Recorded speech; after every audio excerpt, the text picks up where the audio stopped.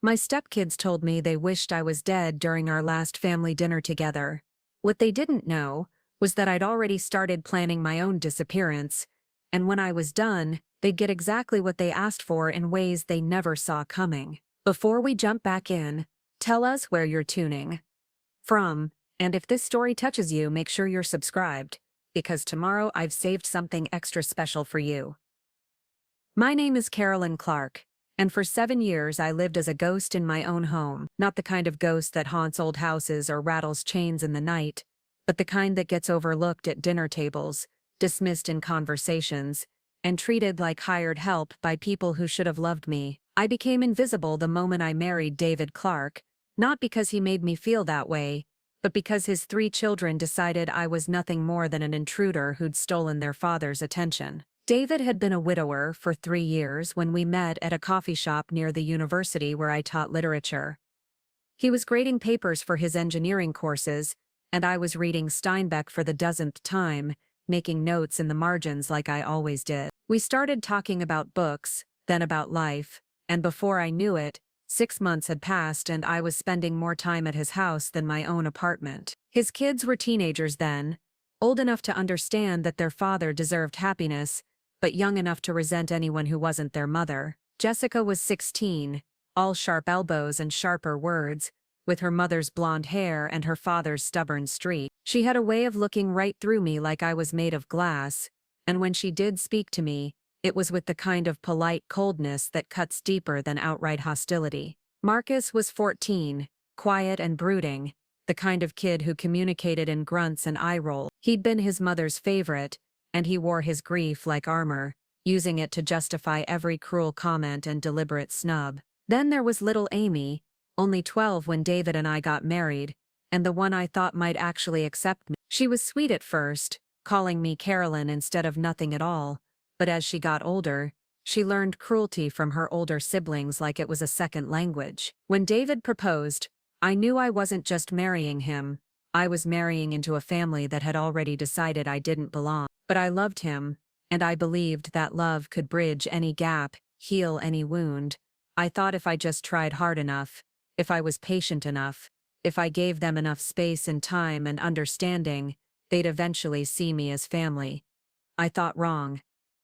The first few years were manageable. The kids were busy with school and friends, and David was still trying to balance being a father and a husband. I threw myself into being the perfect stepmother, the kind you see in movies who wins everyone over with homemade cookies and genuine interest in their lives. I went to every soccer game, every school play, every parent-teacher conference. I helped with homework, drove carpools and stayed up late making costumes for school projects. I learned their favorite foods, their pet peeves, their dreams and fears. I memorized their schedules better than they did, but no matter what I did, I remained an outsider. Family photos were taken when I was in the bathroom. Inside jokes were shared when I was in the kitchen. Conversations stopped when I entered a room. They had 1,000 tiny ways of letting me know I didn't belong, and each one felt like a paper cut.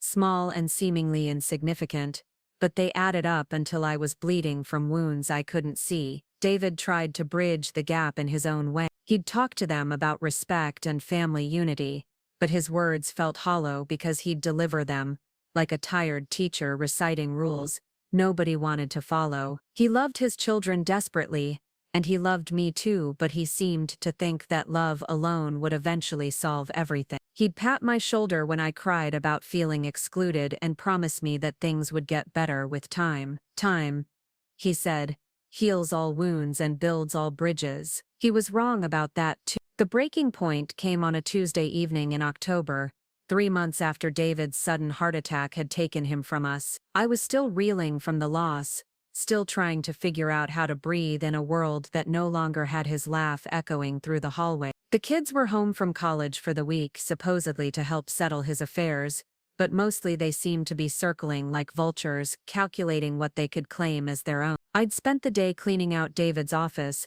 boxing up his books and papers, when I decided to cook dinner for all of us. It felt important somehow, like maintaining some thread of normalcy in a house that had become strange and cold without him. I made his favorite meal, pot roast with carrots and potatoes, the same recipe I'd been perfecting for 7 years, trying to match the way his first wife used to make it. I set the table with the good china, lit candles and waited for them to come downstairs. Jessica arrived first, looking polished and professional in her business suit. She was 23 now, fresh out of college and working for a marketing firm in Chicago. She'd grown into her mother's beauty, all sharp cheekbones and perfect teeth, but her eyes held a hardness that made her beautiful face look like expensive porcelain, flawless, but cold. She glanced at the table setting with obvious disdain and pulled out her phone without saying hello. Marcus followed a few minutes later, his dark hair falling over his eyes in that deliberately messy way that took 20 minutes to achieve. He was 21,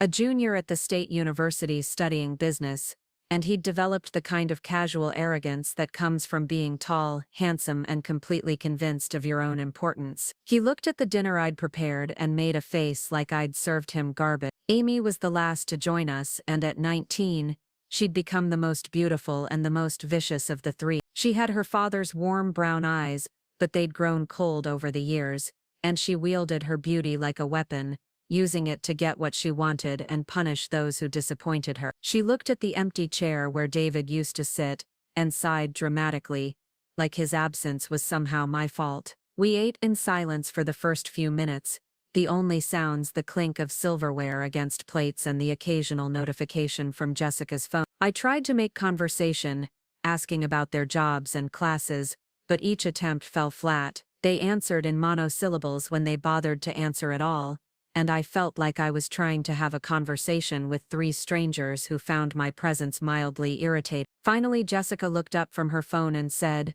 "We need to talk about the house." Her voice was crisp and businesslike, the tone she probably used with difficult clients. "Obviously you can't afford to maintain it on your own." I set down my fork slowly, feeling something cold settle in my stomach. "I'm managing fine. Are you?" Marcus leaned back in his chair, his expression skeptical.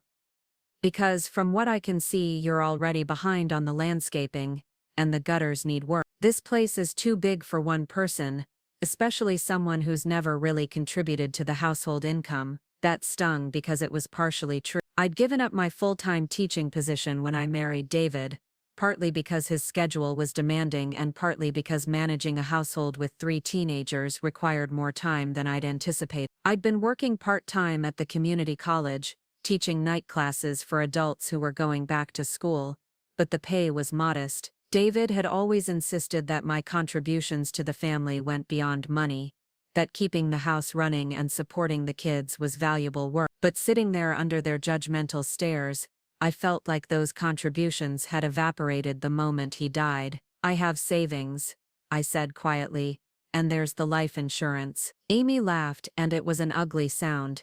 "Life insurance? That's going to run out eventually. Face it, Carolyn, you're not equipped for this. You never were. This was your father's home," I said, trying to keep my voice steady.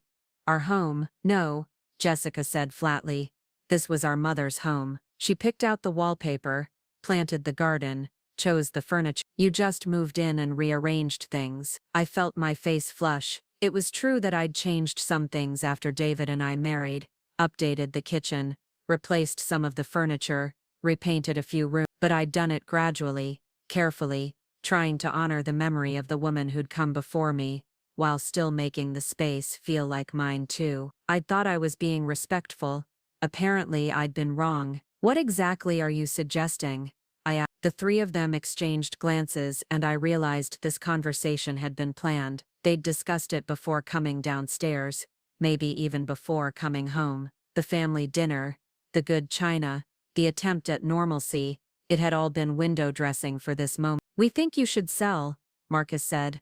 "The market's good right now, and you could probably get enough to buy a nice condo somewhere, something more appropriate for your situation, my situation." "Come on, Carolyn," Amy said, leaning forward with false sympathy. "You're 42 years old, you don't have kids of your own, and you're basically starting over. Wouldn't it be easier to just cut your losses and move on?" I stared at her, this girl I'd helped raise, whose fevered forehead I'd cooled when she was sick, whose tears I'd wiped when boys broke her heart. "Cut my losses? You know what she means," Jessica said impatiently. "This house, this family, this life. Preparing and narrating this story took us a lot of time. So if you are enjoying it, subscribe to our channel. It means a lot to us.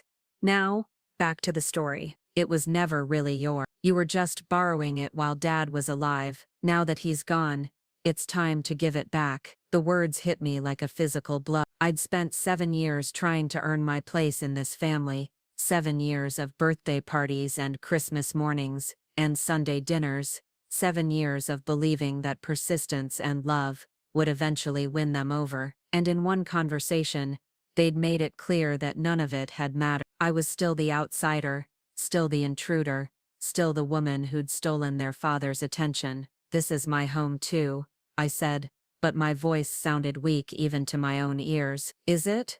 Marcus asked. Because it seems like you're just living in a museum to someone else's life. I looked around the dining room, trying to see it through their eyes. The family photos on the sideboard that included their mother but not me, the artwork she'd chosen, the color scheme she'd preferred. Even the changes I'd made felt small and temporary now, like I'd been a guest who'd overstayed her welcome. Where would I go? I asked, and I hated how small and lost I sounded. That's not really our problem, Amy said with a shrug. You're an adult.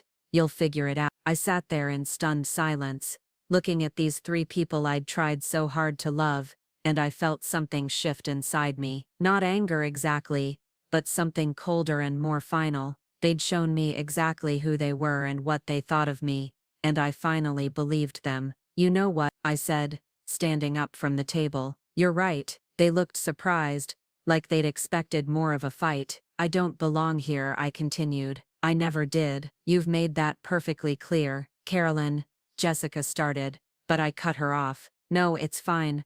I understand. This was never my home, never my family. I was just fooling myself. I started clearing the dishes, my hands shaking slightly. The pot roast I'd spent hours preparing sat mostly uneaten. The candles I'd lit were still flickering, and the good china felt suddenly heavy in my hand. So what are you saying? Marcus asked. I paused in the doorway to the kitchen, balancing a stack of plates. I'm saying you're about to get exactly what you've always wanted, I looked at each of them in turn, these children who'd never accepted me, who'd spent 7 years making it clear that I was an unwelcome guest in their father's life. They wanted me gone, wanted me erased from their family history like I'd never existed. They wanted their father's attention back, their mother's memory unmarked by my presence, their inheritance undiluted by my claim. You've always wished I was dead, I said quietly. Well, congratulations, you're about to get your wish. Amy's face went pale.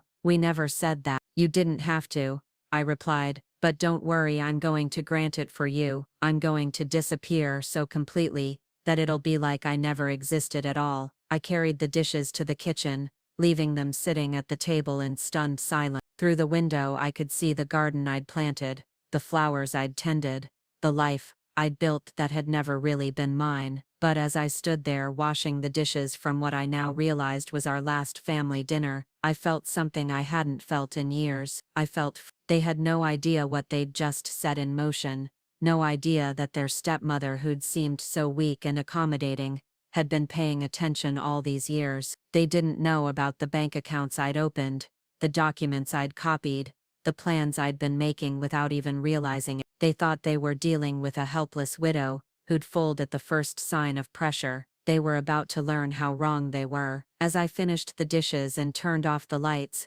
I could hear them talking in low voices in the dining room. They were probably discussing logistics, how quickly they could get me to sign papers, how to divide up the house, how to erase the last 7 years, like they'd been a brief interruption in their family's story. Let them plan. I had plans of my own, and unlike theirs, mine had been 7 years in the making. They wanted me dead and gone. I was going to give them exactly what they asked for, in ways they couldn't imagine. Tomorrow I would start becoming a ghost. But first, I was going to make sure they'd never forget the woman they'd driven away. I climbed the stairs to the bedroom I'd shared with David, the one room in the house that had truly felt like mine, and began making a list, not of things to pack or places to go, but of everything I knew about them. Everything I'd learned in 7 years of being the invisible woman who saw and heard everything. They thought they knew me. They thought I was weak, dependent, easily dismissed. They were about to discover that the woman who'd raised them, who'd loved them despite their cruelty, who'd tried so hard to earn their acceptance, had been taking notes all along, and now it was time to use them. I didn't sleep that night. Instead, I sat in David's old leather chair by the bedroom window, watching the streetlights cast long shadows across the yard while my mind churned through 7 years of memories with new clarity. Every slight, every dismissal, every moment I'd been made to feel like an outsider suddenly took on different meaning. I wasn't remembering them as wounds anymore. I was cataloging them as evidence. The house felt different in the darkness, like it was holding its breath. I could hear the Stepkids moving around downstairs, their voices carrying up through the heating vents in fragments. They were still discussing their plans for me,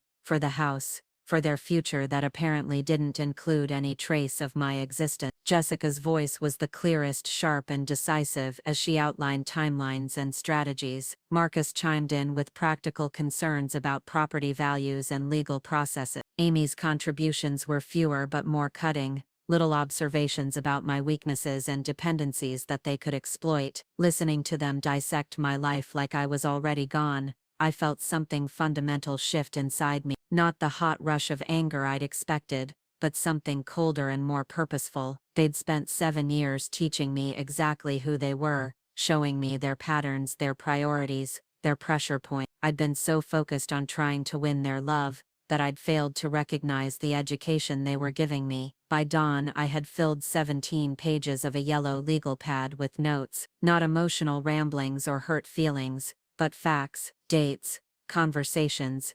observations, connections. I wrote about Jessica's credit card debt, that David had quietly paid off twice during college. I documented Marcus's DUI that David had helped cover up to protect his scholarship opportunity. I detailed Amy's eating disorder that David had spent thousands addressing while she was in high school, including therapy sessions and residential treatment, that she'd made him promise to keep secret from her siblings. But it wasn't just their secrets I cataloged. I wrote about the family dynamics, the financial arrangements, the legal structures David had put in place. I'd been married to him for 7 years, and during that time I'd been present for countless conversations with lawyers, accountants, and financial planners. I'd sat quietly in meeting after meeting, dismissed as the new wife who didn't need to understand the complexities of family finance, but I'd been listening. I'd been learning. David had been methodical about money, careful about security, and paranoid about protecting his children's future. He'd established trusts,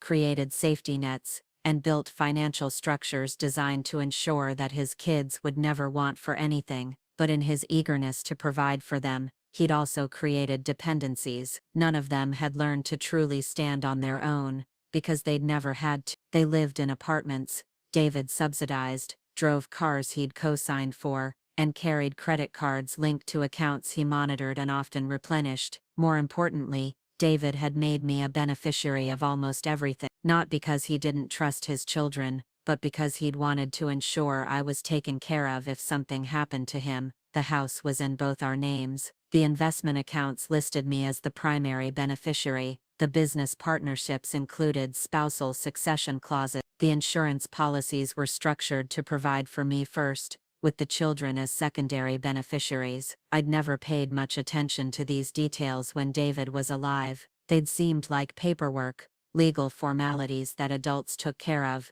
but didn't really affect daily life. Now, sitting in the gray morning light with my notes spread around me, I began to see them differently. David hadn't just married me, he'd made me his partner in every legal and financial sense. The Stepkids might consider me an interloper, but the law saw me as his widow and rightful heir. The realization was both empowering and terrifying. I had more power than I'd ever understood, but I'd also been living like a victim for so long that I wasn't sure I knew how to use it. The woman who'd spent 7 years apologizing for taking up space was going to have to learn how to take control. I started with phone calls, David's lawyer first, then his accountant, then his business partner. I scheduled meetings under the guise of understanding my financial situation as a new widow. I presented myself as confused and overwhelmed, a grieving wife who needed guidance navigating the complexities her husband had left behind. It wasn't entirely an act. I was grieving, and some of the financial structures were genuinely complex, but I was also gathering information. What I learned over the next week changed everything. David's estate was worth considerably more than I'd realized. The house alone was valued at nearly $800,000, but that was just the beginning. There were investment portfolios, business interests, retirement accounts, and insurance policies that totaled well into seven figures. David had been quietly successful in ways he'd never boasted about, building wealth through careful investments and business partnerships, while living a relatively modest lifestyle. More importantly, the vast majority of it was legally mine. The children had trust funds that would provide comfortable livings, but the bulk of David's assets had been structured to support his surviving spouse first. It had been his way of ensuring that whoever he married wouldn't be left vulnerable if something happened to him. He'd seen too many widows forced to sell family homes or drastically alter their lifestyles because their husbands hadn't planned properly. The irony was exquisite. The stepkids who were so eager to cast me out as a financial burden were actually the ones who'd been living on my generosity, albeit unknowingly. The monthly allowances they received from their trust funds, those trusts were funded by assets I now control. The health insurance that covered Marcus's therapy and Amy's dental work, I was the policyholder. The emergency fund that Jessica had tapped when her startup job fell through, it was linked to accounts that required my signature to access. They thought they were evicting a dependent. In reality, they were trying to bite the hand that had been feeding them, but knowledge wasn't enough. I needed a strategy, a way to use this information that would accomplish my goals without destroying myself in the process. I wasn't interested in financial revenge for its own sake. I wasn't petty enough to want them to suffer just because they'd hurt me. What I wanted was something more profound. I wanted them to understand the true cost of their cruelty. I wanted them to experience what it felt like to be dismissed, discounted, and cast aside by people who were supposed to love them. I wanted them to know what it felt like to be dead to the people who mattered most. The plan began to take shape during my second meeting with David's lawyer, a distinguished man named Robert Chen, who'd been handling the family's legal affairs for over a decade. He'd known David since college, had been present at both his weddings, and had helped draft the documents that now made me one of the wealthiest widows in the county. I want to make some changes, I told him during our Thursday afternoon appointment. I need to understand my options regarding the estate distribution. Robert raised an eyebrow. The stepchildren are pressuring you already? I wasn't surprised he'd get. David had apparently discussed his concerns about his children's sense of entitlement during their estate planning session. Robert had seen this dynamic play out with other blended families, children who felt that a stepparent was stealing their inheritance, even when that stepparent had helped build the wealth they were so eager to claim. They've made their feelings clear, I said carefully. They don't consider me family, and they're quite eager for me to remove myself from their lives. And you're considering accommodating them. I'm considering giving them exactly what they've asked for. Robert leaned back in his chair, studying me with the calculating look of a man who'd spent decades helping people navigate family conflicts. What exactly have they asked for? They want me gone. They want their inheritance. They want their father's life to go back to the way it was before I entered the picture. I met his gaze steadily.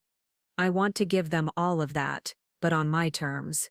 Meaning I want to restructure everything. I want to ensure that they get their inheritance, but I want it to come with conditions that teach them the value of family loyalty. Robert pulled out a fresh legal pad and began taking notes. What kind of condition? I'd been thinking about this for days, researching legal precedents and trust structures online. I want to create a new trust system, something that provides for them generously, but requires them to demonstrate genuine respect and care for family members, including step-family members. That's unusual, Robert said slowly. Trust conditions typically focus on education, employment, or behavior modification, not emotional requirements. Then let's be creative.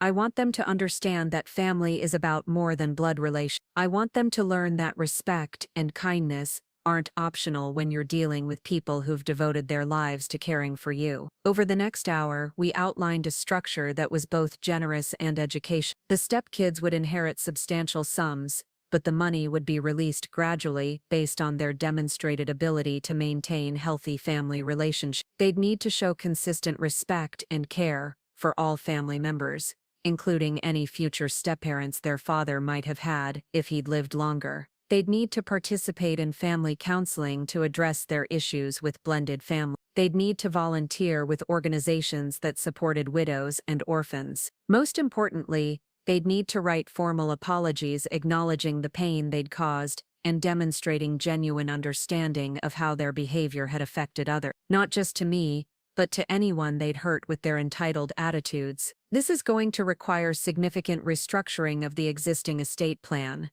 Robert warned, and it might be challenged in court. Let them challenge it. I have 7 years of documented evidence of their behavior toward me.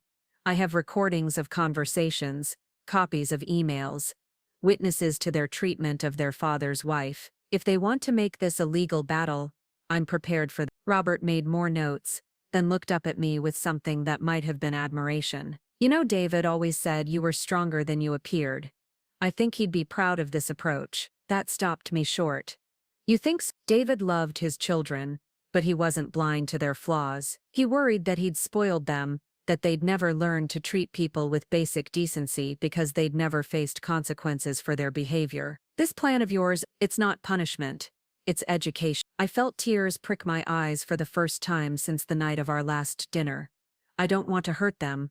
I just want them to understand. Understanding often requires consequences, Robert said gently, and consequences often hurt. That doesn't make them wrong. We spent another 2 hours working out the details. The new trust structure would be complex, but legal, generous, but conditional. The stepkids would still inherit substantial wealth, but they'd have to earn it by becoming the kind of people their father had hoped they'd. If they refused to meet the conditions, the money would go to charities that supported blended families and widowed parents. When do you want to implement this? Robert asked, as we wrapped up. Immediately, I said. I want the paperwork filed before the end of the week. And when do you plan to tell them? I smiled for the first time in days. I don't. I'm going to let them discover it on their own when they try to access funds that are no longer available to them. That's dramatic. They said they wished I was dead. I'm simply going to grant their wish by removing myself from their lives completely. When I'm done, they'll get exactly what they asked for. A world where I don't exist in their family structure. But they'll also get exactly what they deserve. The consequences of treating family like disposable strangers. Robert gathered his papers and shook my hand. I'll have the initial documents ready for your review by Friday. After that, it's just a matter of filing and implementation. As I drove home from his office, I felt lighter than I had in months. Not happy exactly, but purposeful. For 7 years, I'd been playing a game where the rules were stacked against me, trying to win love from people who'd decided I was unworthy of it. Now I was changing the rules entirely. They wanted me dead. Fine. The submissive, accommodating stepmother who'd spent 7 years apologizing for existing was about to disappear forever. In her place would be someone they'd never met, a woman with power, resources, and the will to use both. That evening, I cooked dinner for myself alone for the first time since the kids had come home. Something simple, grilled chicken and vegetables, eaten at the kitchen counter while I read through financial documents and made more notes. The house felt different around me, less like a museum to someone else's life and more like a space I could shape according to my own vision. The stepkids had gone out together, probably to discuss strategy over drinks and solidarity. Let them bond over their shared dislike of me. Let them make plans for their inheritance and their future without the burden of their father's inconvenient wife. They had no idea that every hour they spent celebrating my anticipated departure was another hour I spent planning their education. My phone buzzed with a text from Amy. When are you planning to put the house on the market? We found a realtor who can get us a quick sale. I stared at the message for a long moment, then typed back. Soon, very soon you'll get exactly what you want. She responded with a smiley face emoji, and I had to laugh. If she only knew what I'd been doing with my days, what documents I'd been signing, what future I'd been arranging for all of them. She thought she was rushing me toward surrender. In reality, she was racing toward the biggest surprise of her privileged life. I spent the rest of the evening on my laptop, researching charities that worked with blended families and organizations that supported women going through difficult transitions. If the stepkids chose not to meet the conditions of their new inheritance structure, I wanted to make sure their father's money went to causes that would honor his memory and help people who were facing challenges similar to mine. There was something poetic about it. David's wealth, built through decades of hard work and careful planning, would either teach his children to be better people, or it would help other families avoid the pain that blended families often endure. Either way, his legacy would be about building connections and supporting love, not enabling entitlement and cruelty. By midnight, I had a comprehensive plan. The legal structures were in motion, the financial arrangements were being restructured, and the educational components were outlined. All that remained was the most challenging part, actually disappearing from their lives while ensuring they understood exactly why it was happening. They'd wished I was dead. They were about to discover that getting what you wish for can be more complicated than you expect, especially when the person granting your wish has spent 7 years learning exactly who you really are. Tomorrow, the real work would begin. Tomorrow, I would start teaching them what it meant to lose someone who'd loved them despite their worst behaviors. Tomorrow,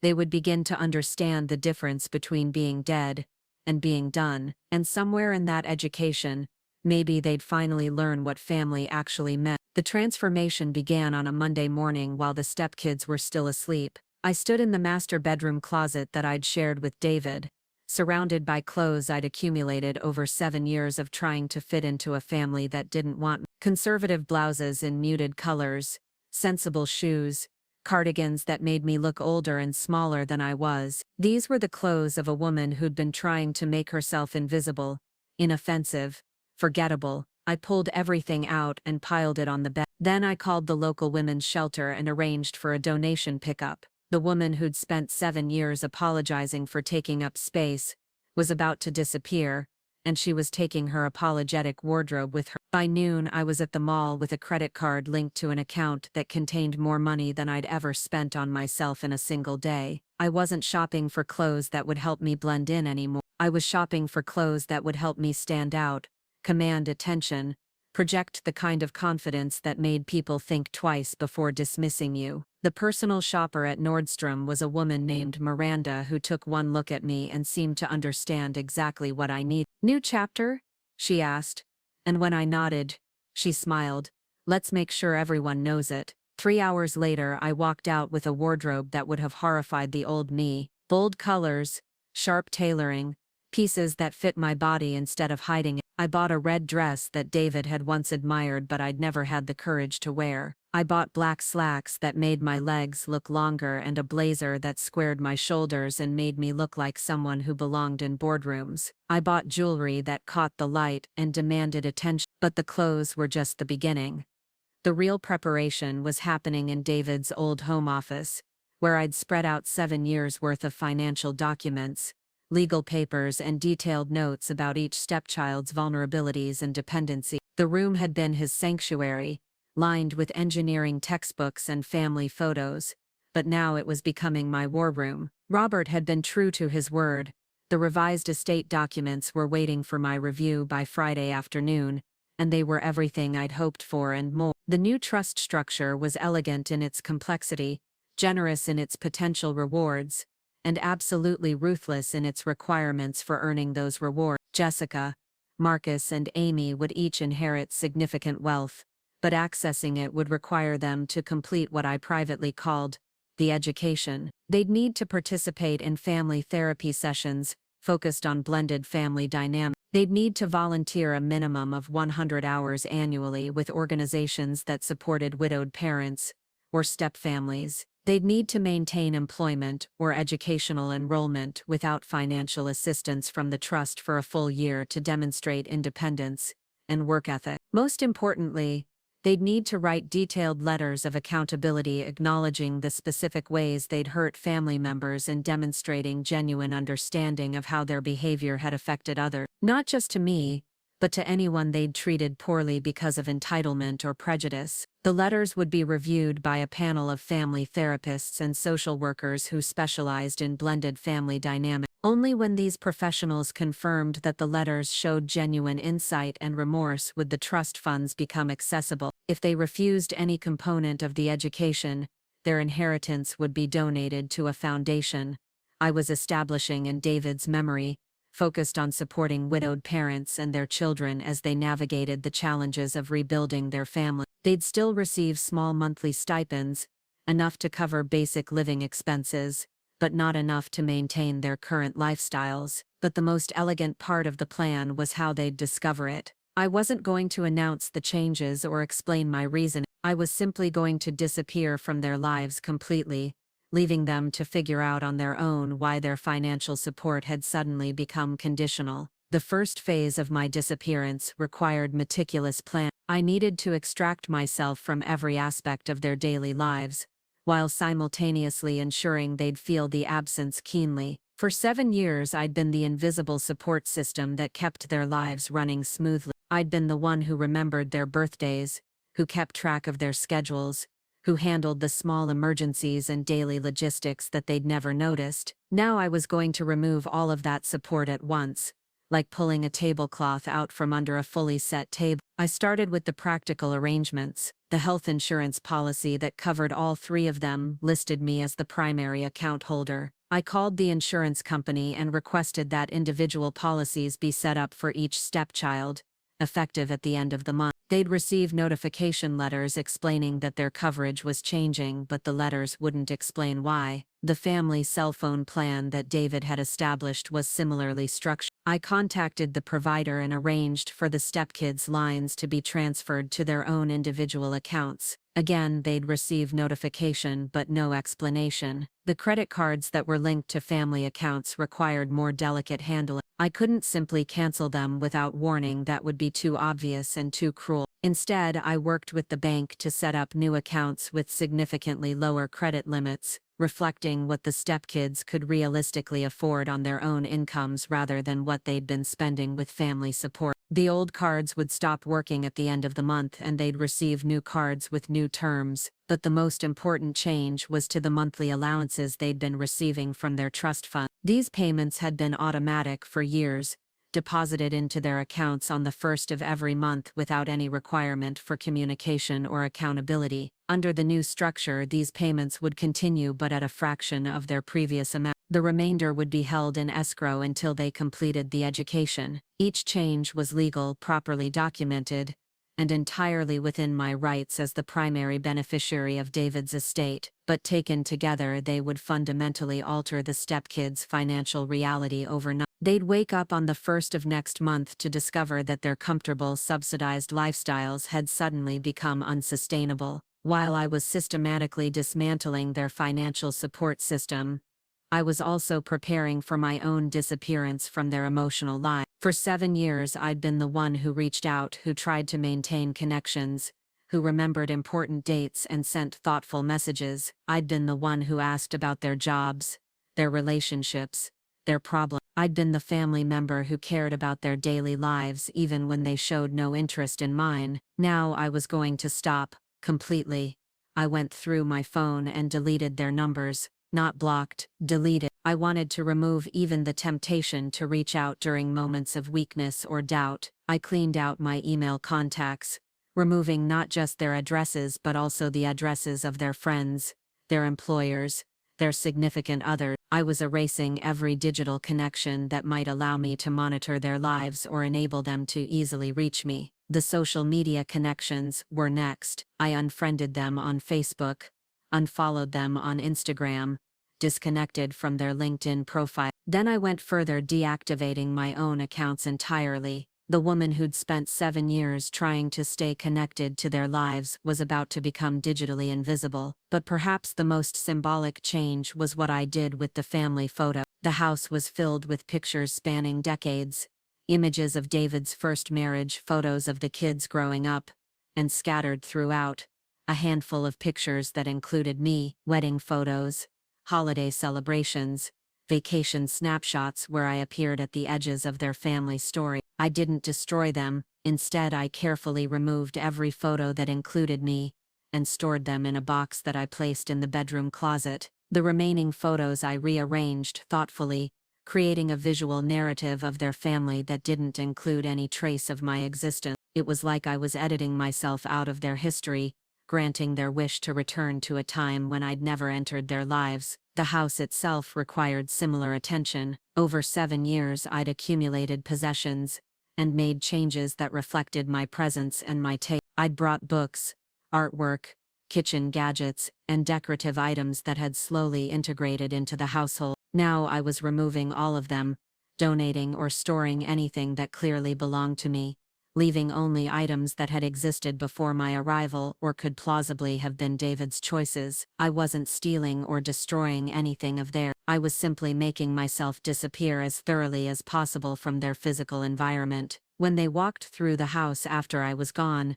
they'd find their family home restored to the way it had been before I'd arrived to complicate their lives. The most challenging part of the preparation was psychological. For 7 years, my identity had been built around being David's wife and the Stepkids' stepmother. I'd defined myself in relation to their needs, their schedules, their approval or disapproval. Now I was having to remember who I'd been before I'd married into their family, and figure out who I wanted to become now that I was leaving it. I made an appointment with a therapist, not for family counseling, but for individual sessions focused on helping me navigate this transition. Dr. Sarah Williams was a specialist in life transitions and grief counseling, and she understood immediately what I was trying to accomplish. "You're not just leaving a marriage," she observed during our first session. "You're leaving an entire identity that you've spent 7 years constructing." "I'm not leaving the marriage," I corrected.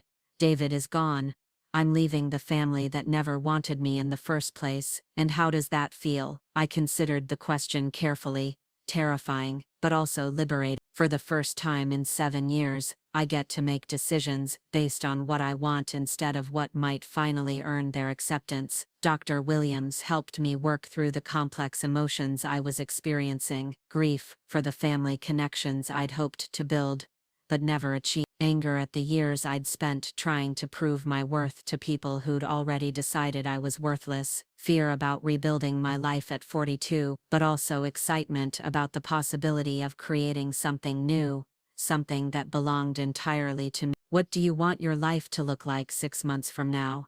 she asked. I'd been thinking about that question for weeks. "I want to wake up in a place where I belong, surrounded by people who actually want me there. I want to use my teaching skills again, maybe work with adult learners who are rebuilding their own lives. I want to travel, maybe take some of those trips David and I always planned but never took, because the kids needed something. I want to remember what it feels like to be valued for who I am, instead of constantly apologizing for existing." "And you think disappearing from their lives completely is the best way to achieve that?" "I think it's the only. As long as I'm available to be their scapegoat, as long as I'm there to absorb their resentment and blame, none of us can move forward. They need to learn who they are when they can't define themselves in opposition to me. And I need to learn who I am when I'm not constantly trying to earn love from people who've decided I don't deserve it." The therapy sessions became a crucial part of my preparation, helping me maintain perspective and emotional stability as I systematically dismantled the life I'd built over 7 years. Williams helped me recognize that what I was doing wasn't revenge, it was boundary setting on a massive scale. "You're not trying to hurt them," she pointed out. "You're trying to teach them that actions have consequences, and that treating family members with cruelty and disrespect comes with a cost. But what if they don't learn? What if they just see this as confirmation that I was always the problem? Then that will tell you everything you need to know about whether they were ever worth the effort you put into loving them." As the end of the month approached, I finalized the practical arrangements for my own new life. I'd found a beautiful apartment across town, a place with large windows and hardwood floors that felt nothing like the family home I was leaving. I'd arranged for a moving company to transfer my belongings while the stepkids were at work, so I could disappear without a confrontation or dramatic goodbye scene. I'd also made arrangements with the college where I'd taught part-time, discussing the possibility of returning to full-time work in the fall semester. The department head was enthusiastic about having me back, and we'd tentatively planned a course load that would allow me to work with adult learners who were returning to education after major life change. It felt like perfect symmetry, teaching people who were rebuilding their lives while I rebuilt my own. The final piece of preparation was the letter, not letters to each of them individually, but a single letter that I'd leave on the kitchen counter for them to find when they came home to discover I was gone. I spent hours crafting it, trying to strike the right tone, not angry or bitter but clear and fine. The letter explained that I was granting their wish for me to disappear from their lives. It informed them that they'd need to contact Robert Chen regarding changes to the estate structure, but it didn't detail what those changes were. It wished them well and expressed hope that they'd find happiness now that they no longer had to endure my presence in their family. Most importantly, it made clear that my disappearance was permanent. I wasn't leaving to make a point or teach them a lesson. I was leaving because they'd made it abundantly clear that they didn't want me in their lives. I was simply giving them what they'd asked for, with no expectation that they'd miss me or want me back. The tone was calm, dignified and final. It was the letter of a woman who'd finally accepted reality and was moving forward accordingly. Not the desperate plea of someone hoping for reconciliation. On the last night I spent in the house, I walked through each room slowly, saying goodbye to 7 years of memories. The kitchen where I'd cooked thousands of meals that had gone largely unappreciated. The living room where I'd sat through countless family movie nights, always slightly apart from the others. The dining room where we'd shared our last meal together, where they'd finally said out loud what they'd been thinking for years. I felt sad, but not regretful. I'd given everything I had to this family, and it hadn't been enough. But that wasn't a reflection of my worth. It was a reflection of their capacity for acceptance and love. I was finally ready to find people who could see my value without me having to prove it constantly. The next morning, I left the house at dawn, before any of them were awake. I left the letter on the kitchen counter, next to the coffee maker they'd use when they stumbled downstairs. By the time they found it, I'd be in my new apartment, beginning the next chapter of my life. They'd wanted me dead to them. Starting today but they were about to discover that my absence would be far more noticeable than my presence had ever been, and the consequences far more significant than they'd ever imagined. The first call came at 11:30 on a Tuesday morning, exactly 8 days after I'd disappeared from their lives. I was sitting in my new apartment, surrounded by boxes I was still unpacking, when my old phone number lit up on the screen of the burner phone I'd purchased specifically to monitor their attempts to reach me. Jessica's name appeared, and I watched it ring until it went to voicemail. Her message was brief and confused. "Carolyn, I got a weird letter from the insurance company about my coverage changing. Can you call me back? This doesn't make sense." I didn't call back. Instead, I poured myself a cup of coffee and settled into the window seat of my new apartment, watching the world go by while I waited for the reality of their situation to fully sink in. The view from my new place was completely different from the family home. Instead of the manicured suburban street where I'd felt so out of place, I now looked out over a bustling downtown area, filled with coffee shops, bookstores, and people who had no idea who I was, or what family drama I'd escaped from. The second call came 2 hours later. Marcus this time, his voice tight with irritation. "What the hell, Carolyn? My credit card got declined, and when I called the bank, they said something about account changes. You need to fix this." Again, I let it go to voicemail. His tone told me everything I needed to know about how he viewed our relationship. Even now, even after I'd vanished from their lives, he still saw me as someone who existed to solve his problems and manage his inconveniences. The fact that I might have left for my own reasons, that I might have needs and feelings of my own, hadn't occurred to him. By evening, there were 6 more calls. Amy had discovered that her monthly allowance deposit was significantly smaller than usual. Jessica had received a letter from the family lawyer requesting a meeting to discuss estate matters. Marcus had tried to use the family credit card for a weekend trip, and found that it had been canceled entirely. Their voicemails grew progressively more frantic as the day wore on. The initial confusion gave way to anger, then to something that almost sounded like panic. They'd started to realize that my disappearance wasn't just emotional, it was financial, practical, and comprehensive. But the call that surprised me came at nearly midnight. Amy's voice, smaller and more uncertain than I'd heard it in years. "Carolyn, we found your letter. Are you really never coming back? We need to talk about this. This is crazy. You can't just disappear like this. For a moment, listening to the vulnerability in her voice, I almost wavered, almost picked up the phone to reassure her that everything would be okay, that we could work things out, that I'd come back and resume my role as the family's invisible support system. It was the same protective instinct that had kept me trapped in their dysfunction for 7 years. But then, I remembered the dinner conversation that had started all of this. Amy's casual cruelty, her dismissive shrug when I'd asked where I was supposed to go, her complete lack of empathy for the woman who'd helped raise her. I remembered every birthday she'd ignored, every Mother's Day she'd made a point of celebrating her deceased mother, while pointedly excluding me, every time she'd introduced me to her friends as my dad's wife instead of her stepmother. I deleted the voicemail without responding. The real chaos began the following week when they tried to access their trust fund accounts and discovered that the familiar automatic deposits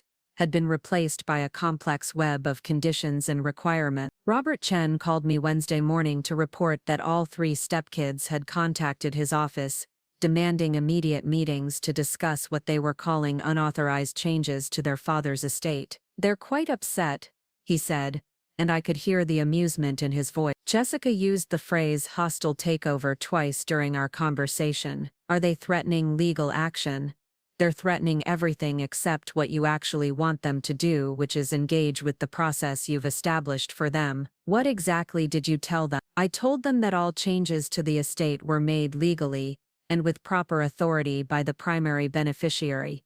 I explained that their father's will contained provisions for exactly this type of restructuring, and that if they wanted access to their full inheritance, they needed to comply with the conditions that had been established. And their response, Jessica said, and I quote, "This is blackmail." Marcus demanded to know where you were hiding. Amy asked if she could just sign some papers to make it all go back to the way it was before. I found myself laughing for the first time in weeks. They still didn't understand. They thought this was a negotiation, a temporary inconvenience that could be resolved with the right combination of pressure and manipulation. They had no idea that this wasn't a punishment.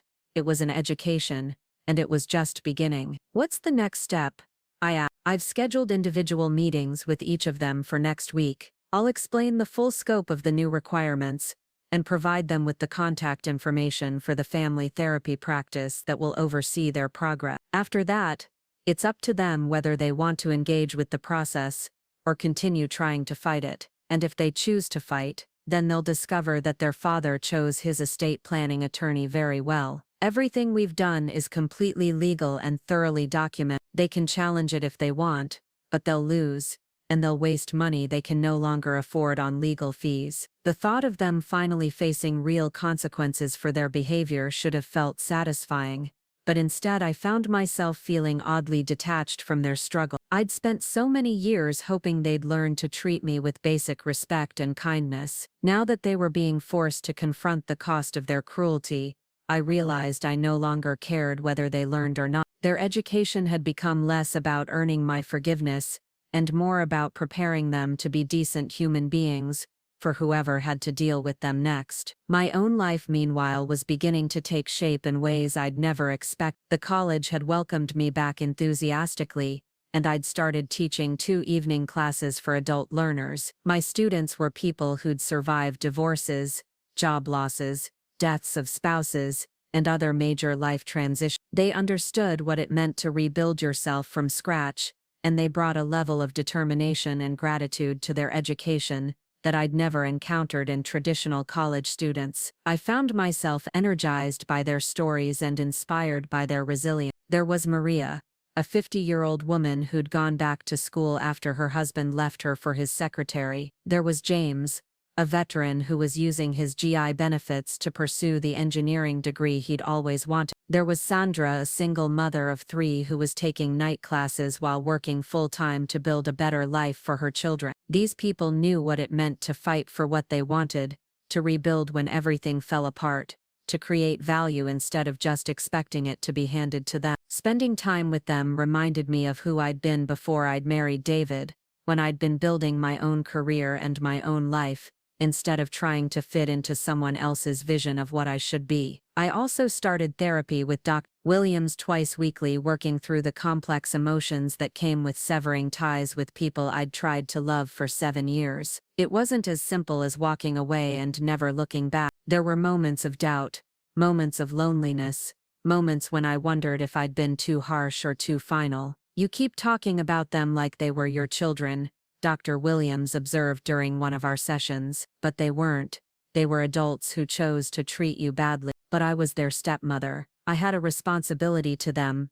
Did you? Or did you have a responsibility to yourself to refuse to accept abuse from people who were old enough to know better?" It was a perspective I'd never considered. I'd spent so much time focused on my obligations to them that I'd never thought about their obligations to me. They'd been teenagers when I'd married their father, but they'd been adults for years now. Jessica was 23, Marcus was 21, Amy was 19. At what point did their behavior become their choice, rather than something I needed to patiently endure and try to heal? What would you tell a friend who came to you and described the relationship you had with them? Dr. Williams asked. I thought about it honestly. If a friend had told me that her adult stepchildren had spent years treating her with contempt, excluding her from family activities, dismissing her contributions, and finally telling her she didn't belong in their family, I would have told her to leave. I would have told her that she deserved better, that no amount of money or security was worth accepting that level of emotional abuse. But somehow,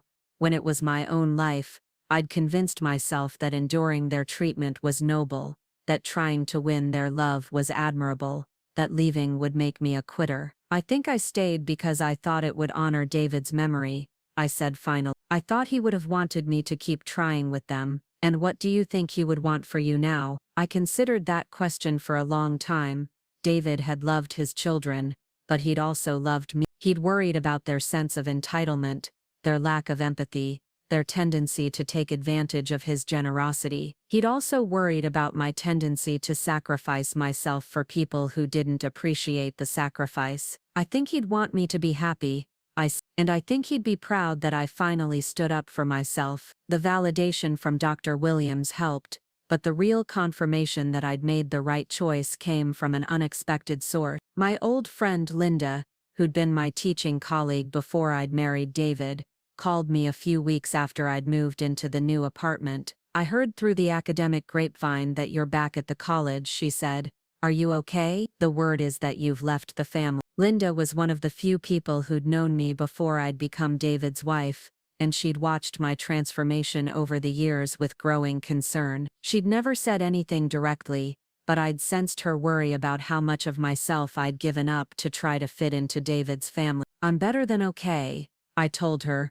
I'm remembering who I used to be. Good, because that woman was pretty amazing, and I've missed her. We made plans to have dinner the following week, and as I hung up the phone I realized that Linda was right. I had been a different person before I'd married David, more confident, more decisive, more focused on my own goals and values. Somewhere in the process of trying to become the perfect stepmother, I'd lost track of the woman who'd been perfectly fine on her own. Meanwhile, the stepkids were discovering just how much their comfortable lives had depended on the infrastructure I'd been maintaining without their knowledge or appreciation. Amy called the apartment complex where she lived to ask about getting her own lease, only to discover that the deposit and first month's rent that David had paid were considered a loan that needed to be repaid if she wanted to remain there without family support. Marcus tried to schedule a doctor's appointment, and learned that his health insurance had changed significantly,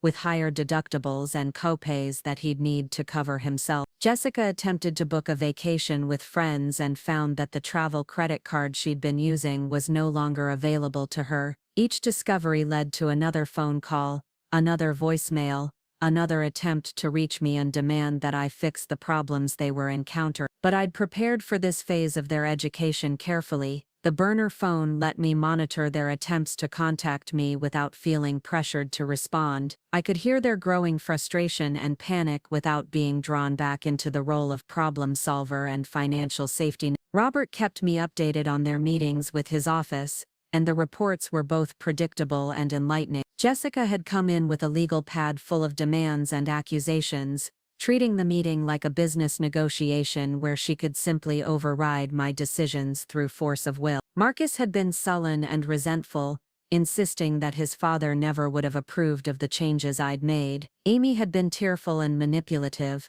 trying to play on Robert's sympathy by portraying herself as a victim of my vindictiveness. None of them had shown any interest in understanding why the changes had been made. None of them had expressed regret for their treatment of me, or curiosity about my well-being. They were focused entirely on restoring their financial comfort and eliminating the inconvenience of having to meet conditions for their inheritance. They're treating this like a temporary setback rather than a wake-up call, Robert reported after meeting with all three of them. They keep asking how to get around the requirements rather than how to fulfill them. Are any of them considering engaging with the family therapy component? Jessica said she'd consider it if it meant she could access her full inheritance immediately afterward. Marcus said therapy was for people with real problems, not people dealing with crazy stepmothers. Amy asked if she could just write a letter without actually doing any of the other requirements. Their responses confirmed what I'd suspected but hoped wasn't true.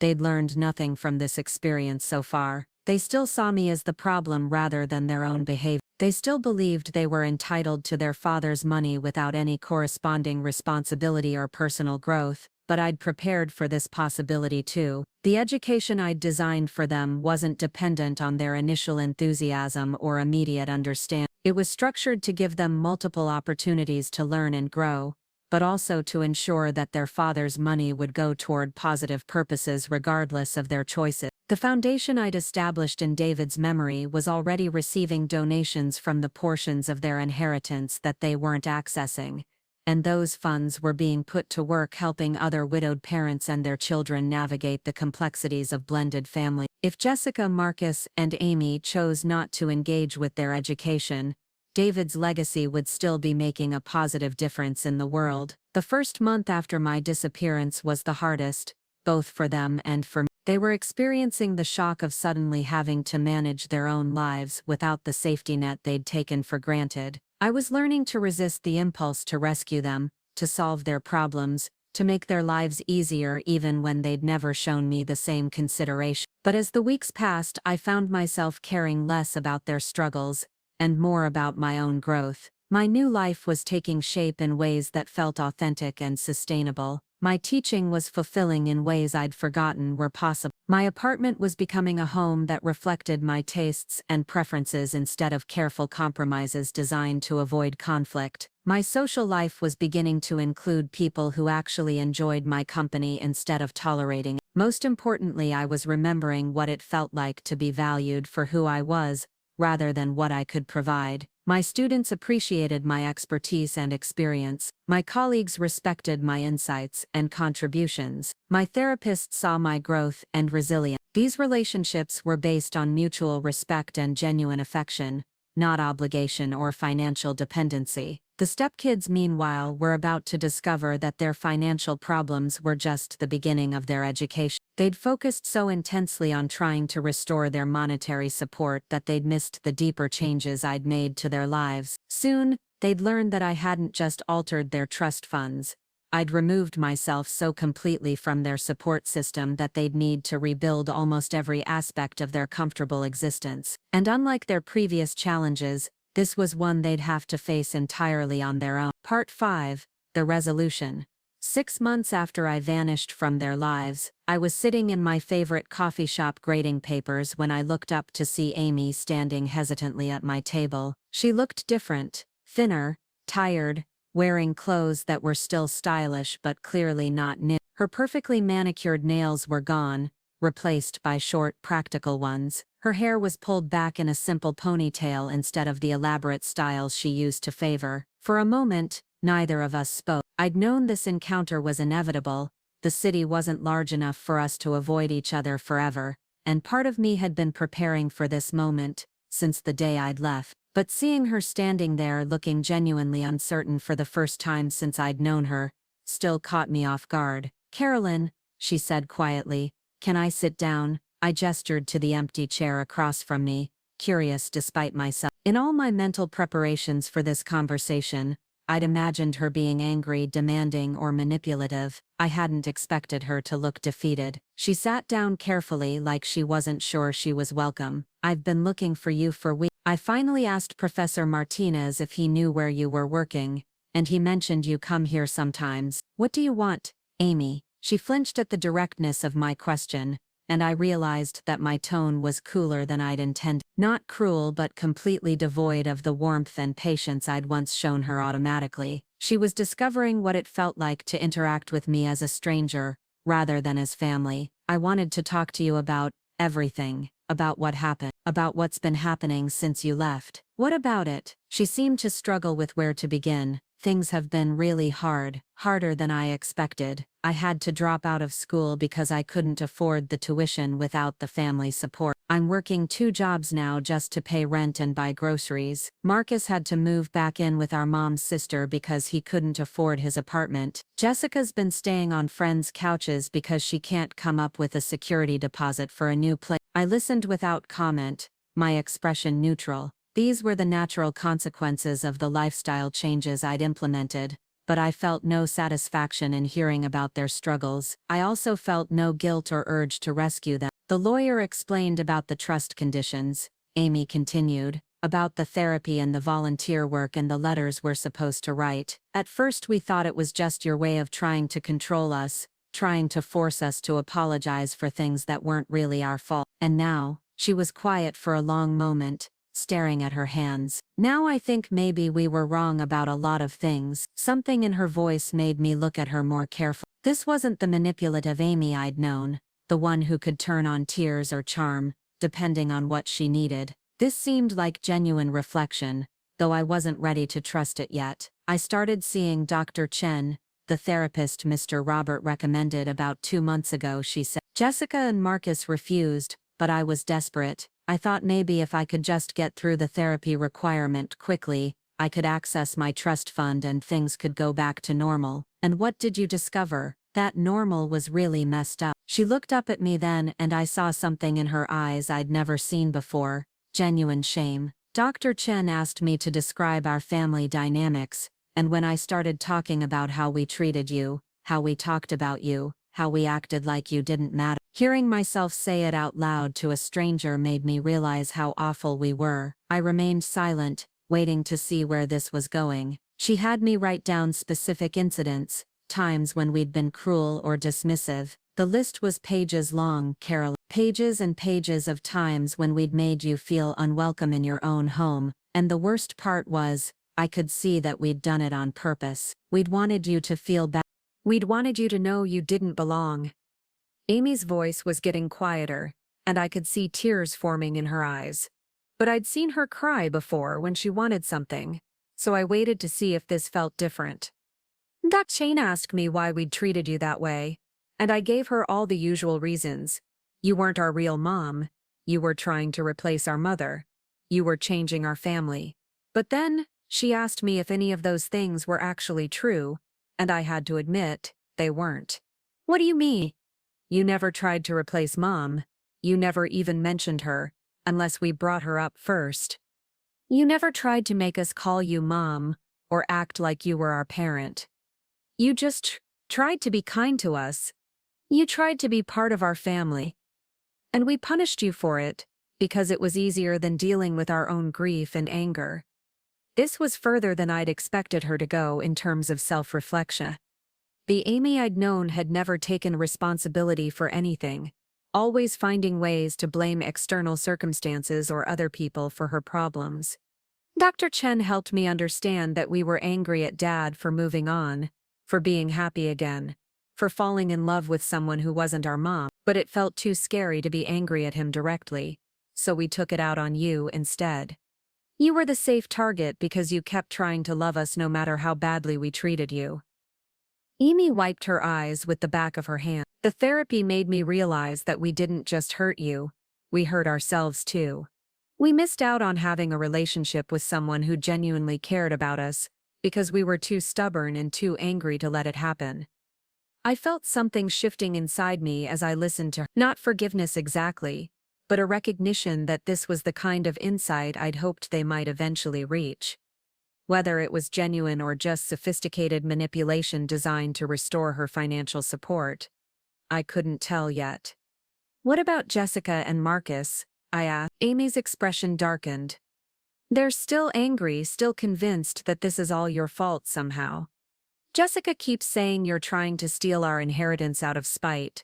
Marcus thinks, if he just waits long enough, you'll give up and restore everything to the way it was before. And what do you think?" "I think you're never coming back," she said simply, "and I think that's probably what we deserve." We sat in silence for a few minutes while I processed what she'd told me. Part of me wanted to believe that her reflection was genuine, that she'd truly learned something about empathy and family dynamics. But another part of me remembered 7 years of disappointment. 7 years of hoping that kindness and patience would eventually break through their hostility. "Amy," I said finally, "what do you want from this conversation?" I wanted to apologize. Really apologize, not because I have to for the trust fund, but because I understand now how much we hurt you. And I wanted to ask if there's any way to fix this. Fix what? Our relationship. Our family. The damage we did. I looked at her carefully. This young woman I'd tried so hard to love, who'd spent years making it clear that my love was unwanted and unwelcome. "What would fixing it look like to you?" She considered the question seriously. "I don't know if we can go back to being a family. I don't know if you'd even want that after everything we put you through, but maybe we could find a way to be something. Maybe I could learn to be the kind of person who deserves to have someone like you in their life." And Jessica and Marcus, I think they're going to have to learn the hard way. Like I did. They're not ready to admit they were wrong yet. They're still looking for ways to blame you instead of taking responsibility for their own choices. Amy reached into her purse and pulled out a folded piece of paper. "I wrote the letter. The one that's part of the trust requirements. But I didn't write it to get the money back. I wrote it because I needed to say these things, whether or not you ever read them." She set the letter on the table between us but didn't push it toward me. "Chen says I've completed most of the requirements now. The therapy, the volunteer work at the family counseling center, the letter. She thinks I'm ready to access my trust fund again. And are you planning to?" "I don't know. Having the money back would make my life easier, obviously. But I've learned some things about myself these past few months. I've learned that I can work hard and take care of myself. I've learned that I don't need to depend on other people's generosity to survive. I've learned that earning something feels different than just being given." Amy looked directly at me, and for the first time in our relationship, I saw her as an adult rather than a spoiled child. "I've also learned that money can't fix the real damage I did. Even if I get my inheritance back, even if I can afford to go back to school and live comfortably again, that doesn't undo the 7 years I spent making you feel unwanted in your own home." I felt tears prick my own eyes for the first time since this conversation had started. This was the acknowledgement I'd never thought I'd hear from any of them.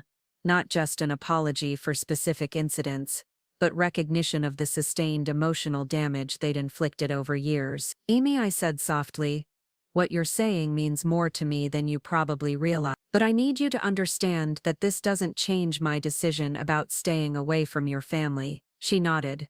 "I know, I understand why you can't trust us. I understand why you had to leave. What I don't understand is why you gave us the chance to earn our inheritance back instead of just cutting us off completely." It was a good question, one I'd been asking myself over the past 6 months. "Because your father loved you, despite your flaws. And because I believe people can change if they're given the right motivation and support. The trust conditions weren't designed to punish you, they were designed to help you become the kind of adults your father hoped you'd be. And if we don't change, if Jessica and Marcus never look, then your father's money will go to organizations that help other families avoid the kind of pain we all experienced. Either way, his legacy will be about building bridges and supporting love, not enabling selfishness and cruelty." Amy picked up the letter she'd placed on the table and held it out to me. "Will you read this, even if it doesn't change anything between us?" I took the letter but didn't open it immediately. "Amy, I want you to know that seeing you take responsibility like this,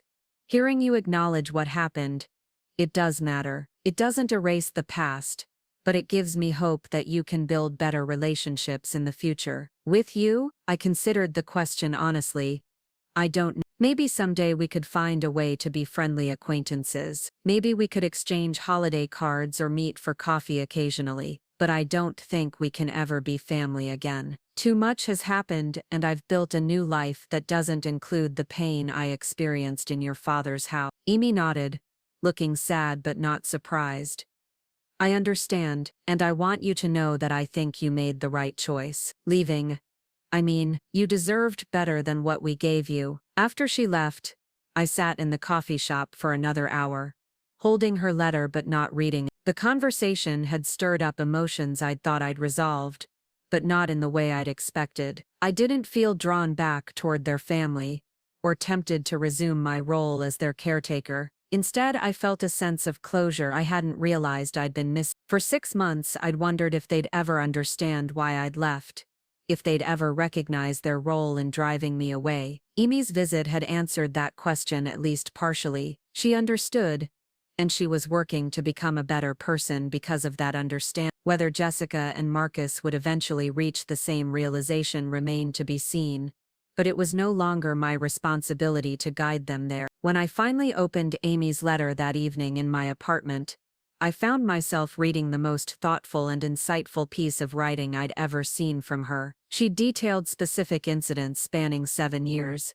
acknowledging not just her actions but the intentions behind them. She'd analyzed the family dynamics that had allowed their cruelty to flourish unchecked. She'd taken full responsibility for her choices and their consequences. Most importantly, she demonstrated genuine understanding of how her behavior had affected me as a person, not just as a stepmother or wife, but as an individual with feelings, needs, and worth independent of my relationship to her father. The letter was everything I'd hoped for when I'd established the trust conditions, but reading it didn't make me want to reconcile with her. Instead, it confirmed that I'd made the right choice in leaving. She was becoming the kind of person who could build healthy relationships, but those relationships would be with people who hadn't spent 7 years being hurt by her. My role in her education was complete. I called Robert the next morning to discuss Amy's progress and ask about Jessica and Marcus. Amy has fulfilled all the requirements, he confirmed. Dr. Patterson submitted her evaluation last week, along with documentation of Amy's volunteer hours and a copy of her letter. If she chooses to access her trust fund, she can do so immediately. And the other, Jessica started therapy about a month ago, but she's been resistant to the process. Her therapist says she's going through the motions without engaging meaningfully with the work. She keeps insisting that the family problems started when you married her father, and she seems unwilling to examine her own behavior. What about Marcus? He's refused all therapeutic intervention. He's been working construction to pay his bills, and he seems to view the manual labor as punishment that he's enduring until you come to your senses and restore his financial support. He hasn't shown any interest in understanding why the changes were made. I wasn't surprised by either report. Jessica had always been the most calculating of the three, and it made sense that she'd try to game the system rather than truly engage with it. Marcus had always been the most stubborn, convinced that persistence alone could overcome any obstacle. What happens if they don't complete the requirements? The trust structure you established has built-in timelines. They have 2 years from the date of implementation to fulfill all conditions. After that, any remaining funds are transferred permanently to the foundation you establish. They can't just wait you out indefinitely. And Amy, if she chooses to access her funds, then she inherits everything she was originally entitled to, plus interest. The conditions were designed to educate, not to permanently penalize those who learn from the experience. I spent the rest of the week thinking about Amy's transformation and what it meant for my own healing process. Seeing evidence that change was possible had been important, but it had also reinforced my decision to maintain distance from their family. The woman who'd spent 7 years hoping to earn their love was gone, replaced by someone who understood that respect and kindness couldn't be forced or bought. My new life continued to flourish in ways I'd never expected. The college had offered me a full-time position with tenure-track potential, teaching courses specifically designed for adult learners returning to education after major life changes. My students included divorced women rebuilding their careers, veterans transitioning to civilian life, and immigrants pursuing their dreams of higher education. Working with people who understood resilience and reinvention had become deeply fulfilling. I'd also started dating again, something I'd never thought I'd be ready for. David had been gone for almost a year, and while I still missed him, I'd realized that honoring his memory didn't require me to remain alone forever. I'd met someone at a faculty mixer, a literature professor named Michael who was also divorced and understood the complexities of blended families. Our relationship was still new, but it was built on mutual respect and genuine appreciation for each other's company. Most importantly, I'd learned to trust my own judgment about people and relationships. The years of second-guessing myself, of wondering if I was being too sensitive or demanding too much, had given way to clear boundaries and realistic expectations. I surrounded myself with people who valued kindness, who understood that relationships required effort from all parties, who believed that family was about choice and commitment rather than just blood tie. 8 months after Amy's coffee shop visit, I received a formal notification from Robert's office that she had indeed accessed her full inheritance. According to the accompanying note, she'd used the money to finish her degree and establish a small business providing support services for blended families going through transition. She'd apparently taken the lessons from her therapy and volunteer work and turned them into a career, helping other families avoid the mistakes hers had made. I felt genuinely proud of her transformation, even though I had no desire to be part of her life going forward. She'd become the kind of person her father had hoped she'd be, and that felt like a meaningful legacy for David's memory. Jessica and Marcus, according to Robert's updates, were taking different approaches to their continued financial limitations. Jessica had eventually completed the therapy requirements, but her letters of accountability were deemed insufficient by the review panel. She'd acknowledged specific incidents, but hadn't demonstrated genuine understanding of their impact or taken responsibility for the patterns of behavior that had created them. She was appealing the decision and threatening legal action to access her inheritance without meeting the full requirement. Marcus had doubled down on his resentment, refusing all therapeutic intervention, and seemingly determined to prove that he could succeed financially without any help from the family estate. He'd started his own construction company, and was working 18-hour days to build it into something profitable. His pride was costing him hundreds of thousands of dollars, but he seemed to prefer poverty to admitting he'd been wrong about our family dynamic. Both approaches told me everything I needed to know about their capacity for growth and change. Jessica was still trying to manipulate the system rather than genuinely engaging with it. Marcus was still convinced that he could outlast any consequences through sheer stubbornness. Neither had developed the self-awareness or empathy that would have allowed them to build healthy relationships. A year and a half after I'd disappeared from their lives, I ran into Jessica at the grocery store. Unlike Amy's tentative approach at the coffee shop, Jessica's confrontation was exactly what I'd expected: angry, accusatory, and focused entirely on what she felt I owed her. "I hope you're happy," she said, blocking my path in the produce section. "You've destroyed our family and stolen our inheritance because your feelings got hurt." I looked at her calmly, this woman I'd once tried so hard to connect with, and felt nothing but mild curiosity about what she hoped to accomplish with this encounter. "Your inheritance isn't stolen, Jessica. It's available to you as soon as you fulfill the conditions your father's estate plan requires." "Those aren't Dad's conditions.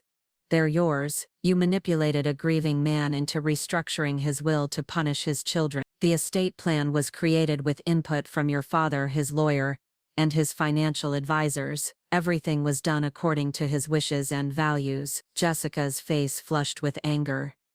"His values? Dad never would have made us jump through hoops to access our own money. He never would have required us to grovel to you for forgiveness." "You're right," I said. "Your father probably would have given you everything unconditionally, which is exactly why you never learned to appreciate what you had or treat people with basic respect. We don't owe you respect. You were never our real family, and I never will be." I agreed. "Which is why I removed myself from your lives completely. You got exactly what you wanted, a family without me, and the fact that it came with financial consequences is something you'll have to work out with your father's estate planning attorney." I started to move past her, but she grabbed my arm. This isn't over. I'm going to fight this, and I'm going to win. I looked down at her hand on my arm, then back at her face. Jessica, you can fight this for the next 6 months if you want, but when the 2-year deadline passes, any money you haven't accessed goes permanently to charity. You're running out of time to decide whether your pride is worth more than your inheritance. And what about you? Do you get to keep the money if we don't meet your ridiculous conditions? I don't get any of your inheritance money regardless of what you choose to do. It either goes to you or it goes to organizations that help blended families. The only thing I got from your father's estate was the security to build a new life without people who treated me badly. Jessica released my arm, looking confused. What do you mean you don't get the money? I mean exactly what I said. Your trust funds are separate from my inheritance. Whether you access them or not doesn't affect my financial situation at all. I could see her trying to process this information, trying to fit it into her narrative about my motivations for establishing the trust condition. She'd convinced herself that I was stealing their money out of spite, and the reality that I had no financial incentive for their compliance clearly didn't fit her assumptions. Then why? She asked. Why make us jump through hoops if you don't benefit? Because your father wanted his children to become decent human beings, and he was worried that unconditional financial support was preventing that from happening. The trust conditions were designed to encourage the personal growth he hoped you'd achieve. But you're the one who implemented them. Yes, I am, because I was his wife and I shared his concerns about your character development, and because I wanted his legacy to be about building better people, not enabling worse ones. Jessica stared at me for a long moment, and I could see her struggling with the possibility that her fundamental assumptions about this situation had been wrong. But rather than allowing that possibility to sink in, she doubled down on her anger. You had no right to make decisions about our lives. I had every legal right, and I used it in ways that honored your father's values and priorities. If you don't like the results, you're welcome to make different choices. I walked away from her then, leaving her standing in the produce section with whatever emotions my words had stirred up. I felt no satisfaction in the encounter, but I also felt no regret about my choices or sympathy for her continued struggle. She was an adult who'd been given clear options and fair opportunities to access her inheritance. Her refusal to engage meaningfully with the process was her choice and her responsibility. 2 years after I'd disappeared from their lives, Robert called to inform me that the deadline for accessing trust funds had passed. Amy had successfully completed all requirements and inherited her full share. Jessica had completed the therapy and volunteer work requirements, but had never submitted an acceptable letter of accountability, despite multiple opportunities to revise and resubmit. Marcus had refused all participation in the process. The money that Jessica and Marcus had forfeited, nearly $1 million combined, was transferred to the foundation I'd established in David's memory. The foundation used the funds to provide counseling services for blended families,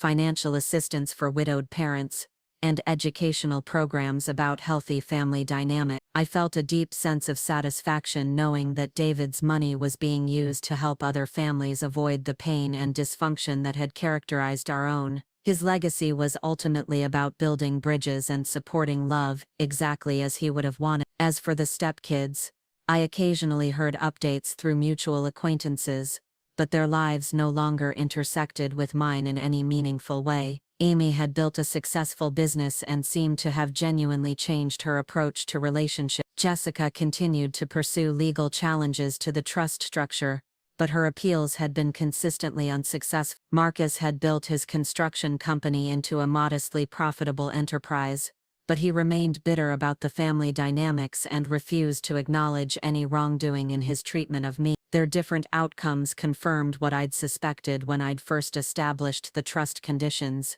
People could only change if they were willing to do the work of examining their own behavior and taking responsibility for their choices. The education I'd designed for them had been successful for the one who was ready to learn, and appropriately ineffective for those who preferred blame and denial. As for me, my new life continued to unfold in ways that brought genuine joy and fulfillment. Michael and I had married the previous spring in a small ceremony, attended by friends who actually wanted to celebrate our happiness.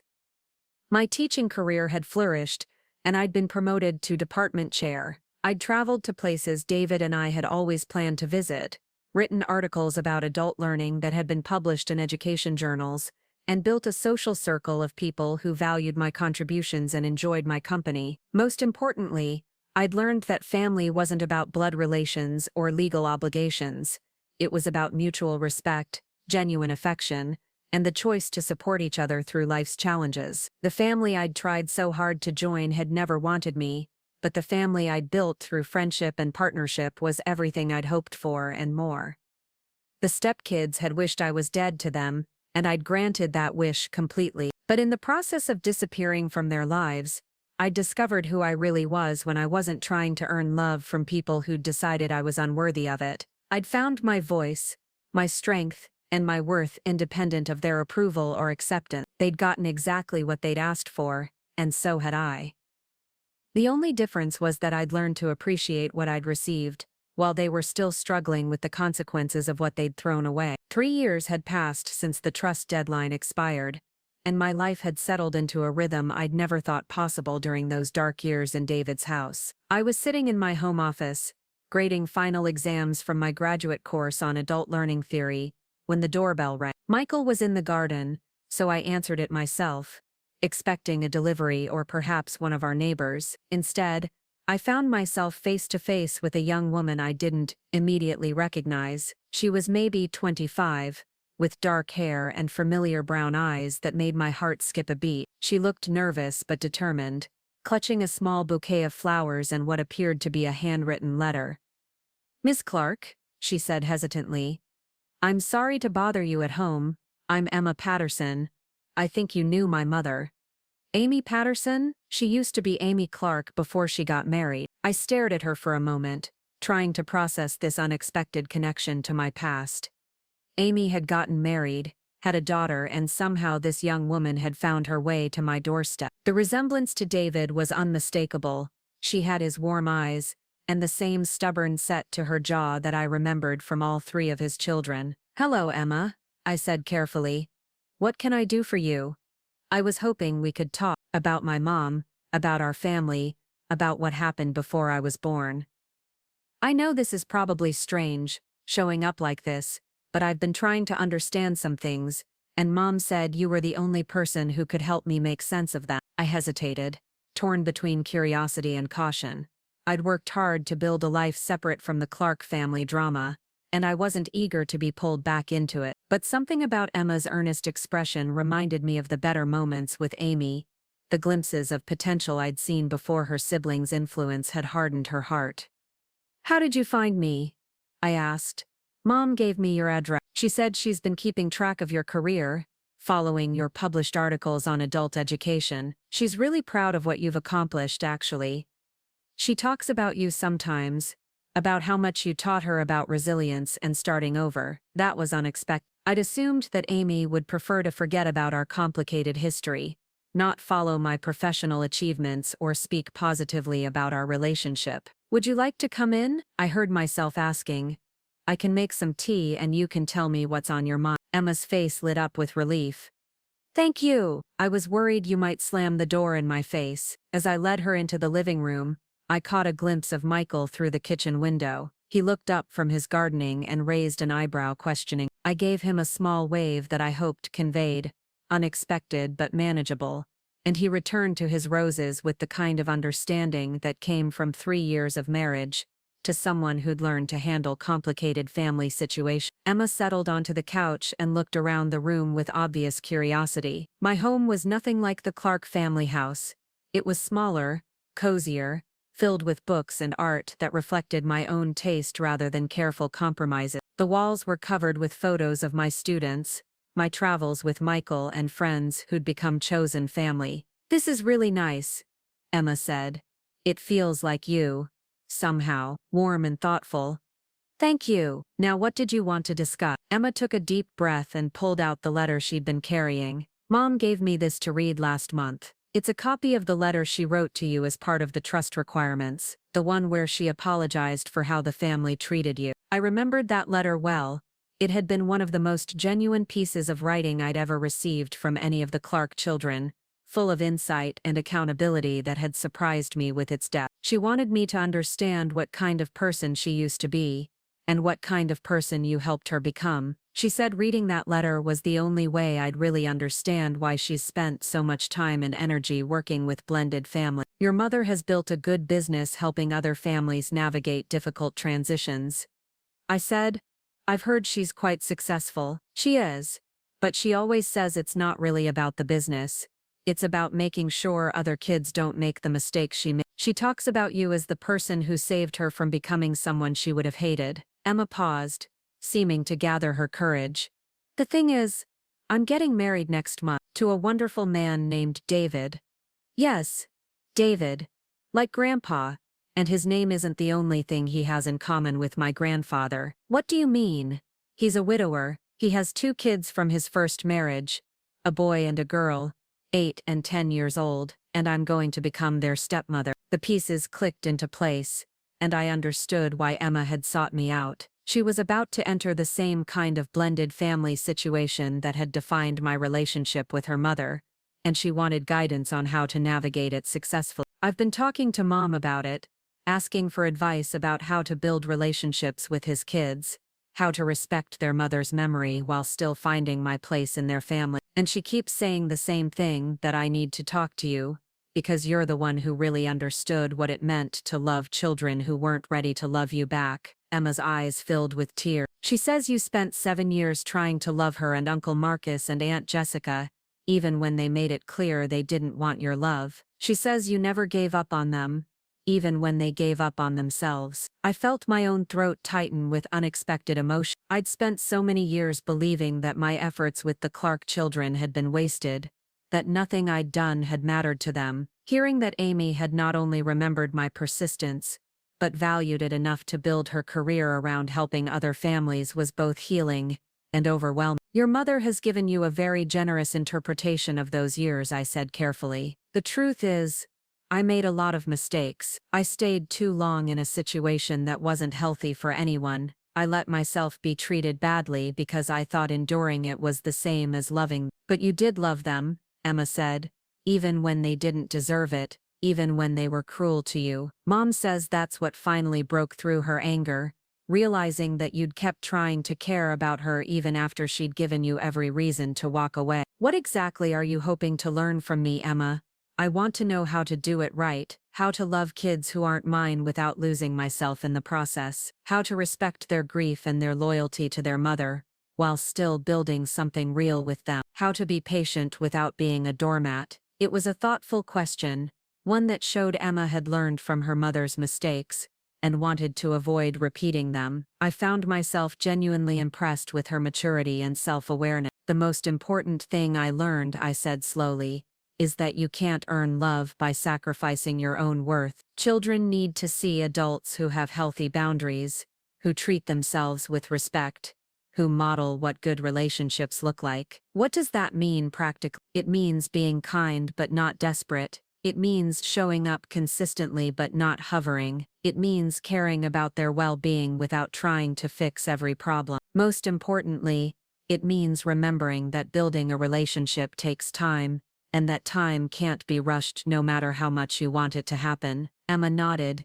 taking notes on her phone. Mom said you used to go to all their games and school events, even when they acted like they didn't want you there. I did, and I think that was the right choice. But I also should have insisted on basic respect and courtesy. I should have required them to treat me with the same politeness they showed to strangers. I was so afraid of causing conflict that I accepted behavior I never should have tolerated. How do you balance being understanding about their grief with not letting them walk all over you? It was a sophisticated question, one that showed Emma had really thought about the complexities of her situation. You acknowledge their feelings without accepting poor treatment. You can say something like, I understand that you miss your mom and that having me here feels strange. I'm not trying to replace her, and I know this is hard for you, but we still need to treat each other with basic kindness. And if they don't, if they keep being mean or rejecting everything you try to do, then you pull back without being punitive. You stop going out of your way to do special things for them, but you don't withdraw your basic care and support. You protect your own emotional energy while maintaining your role as a caring adult in their lives. Emma was quiet for a moment, processing what I'd said. Mom told me about the trust conditions you set up, about how you made it so they had to learn to treat family members with respect before they could access their inheritance. She said it was the smartest thing anyone had ever done for them. Your mother was the only one who really learned from that experience. She was the only one willing to examine her own behavior and make changes. What happened to Uncle Marcus and Aunt Jessica? I hesitated, unsure how much to share about their ongoing struggles. They made different choices. They weren't ready to acknowledge their role in the family dysfunction, so they forfeited their inheritance, rather than do the work of becoming better people. Mom says Aunt Jessica is still bitter about it. She apparently tells people that you stole their money. And what does your mother tell people? Emma smiled. She tells them that you gave her the greatest gift anyone had ever given her, the chance to become someone she could respect. She says losing the money was nothing compared to gaining the ability to build healthy relationships. I felt tears prick my eyes. After all these years, after all the pain and confusion and heartbreak, knowing that Amy had not only learned from the experience, but was using those lessons to help others felt like the best possible outcome. There's something else, Emma said hesitantly. Mom wanted me to ask you something, but she was too nervous to come herself. What is it? She wanted to know if you'd be willing to meet with her, not to rebuild a relationship or anything like that. She understands why you can't do that, but she wanted to thank you in person for what you taught her about resilience and second chances. I considered the request carefully. The idea of seeing Amy again stirred up complex emotions, but not the painful ones I might have expected. Instead, I felt curious about the woman she'd become, proud of her growth and perhaps ready for the kind of closure that could only come from an adult conversation between equals. I might be open to that, I said finally, but it would need to be clear that this was about closure, not about rebuilding a family relationship. She understands that completely. She said she just wants the chance to tell you how much your example has meant to her, and to show you what she's built with the lessons you taught her. Emma reached into her purse and pulled out a business card. This is her company, Family Bridges Counseling. She works with blended families going through exactly the kind of transition I'm about to experience. She's helped hundreds of step-parents and stepchildren find ways to build healthy relationships. I looked at the card, genuinely impressed. Amy had taken her own painful experience and transformed it into something that helped others avoid similar pain. It was exactly the kind of meaningful work that David would have been proud to see his daughter pursuing. There's going to be an open house next month for her new counseling center, Emma continued. She's opening a second location to serve more family. She wanted to invite you if you'd be comfortable coming, not as family, just as someone who played an important role in her journey. The invitation was thoughtful and appropriate, a public setting where we could interact without the pressure of intimate conversation, surrounded by evidence of the positive work Amy was doing with her life. I'll think about it, I said. Can I let you know? Of course, there's no pressure. Mom just wanted you to know that the invitation was open. We talked for another hour about Emma's upcoming marriage, her hopes for her relationship with her future stepchildren, and her plans for building a family that honored everyone's history while creating new traditions. She was thoughtful, mature, and clearly committed to approaching her new role with the kind of wisdom that came from learning from others' mistakes. As she prepared to leave, Emma handed me the flowers she'd brought. These are from Mom's garden. She said they're the same kind you used to plant in the backyard at Grandpa's house. I looked at the bouquet more closely and recognized the pale pink roses I'd carefully tended for 7 years, hoping they'd bloom into something beautiful enough to earn the family's appreciation. The fact that Amy had remembered them, had cultivated them in her own garden, felt deeply symbolic. Thank you for coming, Emma. And thank you for telling me about your mother's work. It means more than you probably realize to know that something positive came from those difficult years. She always says that pain can either break you or teach you, and you taught her to choose learning over breaking. That's the lesson I'm trying to carry into my own step-family situation. After Emma left, I sat in my garden with Michael, telling him about the unexpected visit and the invitation to Amy's open house. He listened thoughtfully, occasionally asking questions, but mostly just letting me process the emotions that the conversation had stirred up. How do you feel about seeing her again? He asked finally, Curious, I think, and maybe ready for that kind of closure. It's been 6 years since I left that family and I've built a completely different life. I think I can handle seeing Amy as the person she's become rather than as the girl who hurt me. What about the risk of getting pulled back into family drama? I don't think that's a risk anymore. Emma made it very clear that Amy understands the boundary. She's not looking to rebuild a mother-daughter relationship.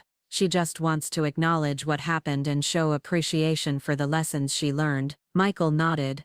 It sounds like she's genuinely changed, and it sounds like you're in a strong enough place to handle whatever emotions come up. That evening I found myself thinking about the conversation with Emma and what it meant for my understanding of those difficult years with the Clark family. I'd spent so long focused on the pain and rejection I'd experienced, that I'd never really considered the possibility that my persistence might have planted seeds that would eventually grow into something meaningful. Learning that Amy had not only transformed herself but was using that transformation to help other families felt like the kind of redemption I'd never dared to hope for. It didn't erase the pain of those years, but it gave them meaning beyond my own suffering. I decided to attend Amy's open house, not because I wanted to rebuild a relationship with her, but because I wanted to see firsthand the work she was doing and perhaps find some final peace with that chapter of my life. The counseling center was in a converted Victorian house in a quiet neighborhood,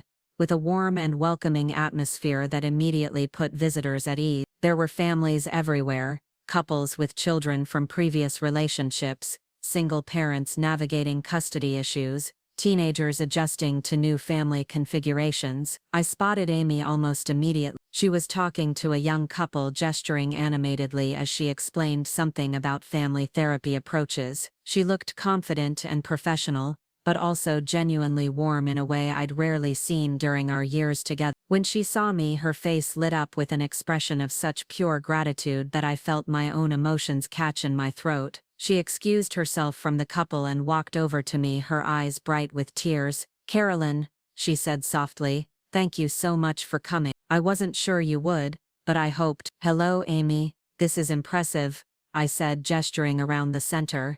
"You've built something really meaningful here." "I learned from the best," she said simply. "Everything I know about persistence and resilience and loving people who aren't ready to love you back. I learned that from watching you." We talked for an hour walking through the center as she showed me the different therapy rooms, the children's play areas, and the resource library she'd assembled for families going through transition. She introduced me to her staff and several client families, describing me as someone who taught me what real family love looks like. The conversation was easier than I'd expected, free from the tension and defensiveness that had characterized our interactions when she was younger. Amy asked thoughtful questions about my current life, expressed genuine happiness about my marriage to Michael, and shared updates about her own family and career. Most importantly, she took full responsibility for the pain she'd caused during those early years, without trying to minimize it or make excuses. She acknowledged specific incidents I'd nearly forgotten, showing that she'd done the hard work of honestly examining her past behavior. "I want you to know," she said as our conversation was winding down, "that I think about you every time I work with a step-parent who's struggling. I remember how patient you were, how you kept trying even when we made it impossible. And I try to help them understand that love isn't always immediately reciprocated, but that doesn't mean it's not worth giving. That means more to me than you know," I said. Knowing that those difficult years led to this, to you helping other families avoid the same pain, it gives everything a purpose I never expected. As I prepared to leave, Amy handed me a framed photo. It was a picture of her with Emma and her new husband David, along with his 2 children. They were all laughing, clearly comfortable with each other, and the stepchildren were leaning into Amy with the kind of casual affection that spoke of genuine bonds. "I wanted you to see what a healthy blended family looks like," she said. "Emma learned from my mistakes, but she also learned from your example. Those kids adore her because she loves them without trying to replace their mother, because she's patient without being a pushover, because she models the kind of family love you tried to teach me." Looking at the photo, I felt a deep sense of completion. The seeds I'd planted with my imperfect love had grown into something beautiful in the next generation. Emma would succeed as a stepmother because she'd learned from both Amy's mistakes and my persistence. "Thank you for this," I said, holding up the photo. And thank you for the work you're doing. Your father would be so proud of who you've become. As I drove home from the open house, I reflected on how much my understanding of those 7 difficult years had evolved. What I'd experienced as failure at the time had actually been a different kind of success, the slow, patient work of planting seeds that would eventually bloom into wisdom, compassion, and meaningful change. I'd wished Amy dead to me all those years ago, and in a sense, she had died. The entitled, cruel young woman who'd made my life miserable was gone, replaced by someone who understood the value of family, the importance of respect, and the power of love to transform even the most difficult relationship. The stepmother who'd suffered through those years was gone too, replaced by someone who understood her own worth, who could love without losing herself, who knew the difference between persistence and martyrdom. We'd both been reborn through that painful experience, and while we'd never be family in the traditional sense, we'd found a way to honor what we'd learned from each other. That felt like the best possible ending to a story that had begun with so much pain and confusion. I still had Amy's photo on my desk as I finished grading those final exams, a reminder that sometimes the most difficult chapters of our lives lead to the most meaningful conclusions. The stepkids had wished I was dead, and I'd granted their wish by disappearing from their lives. But in that disappearance, we'd all found ways to become more fully alive than we'd ever been before. Up next, you've got 2 more standout stories right on your screen. If this one hit the mark, you won't want to pass these up. Just click and check them out.